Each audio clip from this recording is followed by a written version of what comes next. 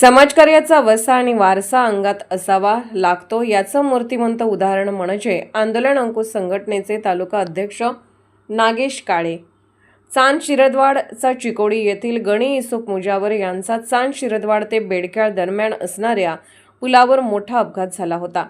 अपघातग्रस्त पेशंटला कोणीही आपल्या गाडीत घ्यायला तयार होत नव्हते। हे पाहून टाकवडे तालुका शिरोळ येथील नागेश काळे यांनी स्वतःच्या गाडीत घालून त्यांना पुढील औषध उपचाराकरिता हॉस्पिटलमध्ये नेऊन दाखल केले। त्यामुळे गणी मुजावर यांचा जीव वाचला आहे। अपघाताच्या ठिकाणाहून अनेक प्रवासी ये-जा करत होते, मात्र व्यर्थ हळहळ व्यक्त करण्याव्यतिरिक्त ते कसलीही मदत करण्यास तयार नव्हते।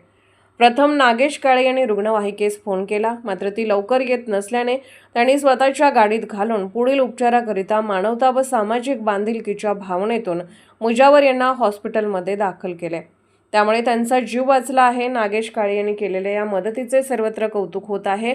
नागेश काळे हे आंदोलन अंकुश संघटनेचे तालुका अध्यक्ष असून शेतकरी व सामाजिक प्रश्नांवर तालुक्यात होणाऱ्या आंदोलनामध्ये सक्रिय सहभाग घेऊन ते यशस्वी करण्याकरिता त्यांची सातत्याने धडपड सुरू असते। त्यांच्या या मदतीच्या कार्याबद्दल आंदोलन अंकुशचे प्रमुख धनाजी चिडमुंगे, जिल्हाध्यक्ष दीपक पाटील, राकेश जगदाळे आदींनी नागेश काळे यांचे अभिनंदन केले आहे।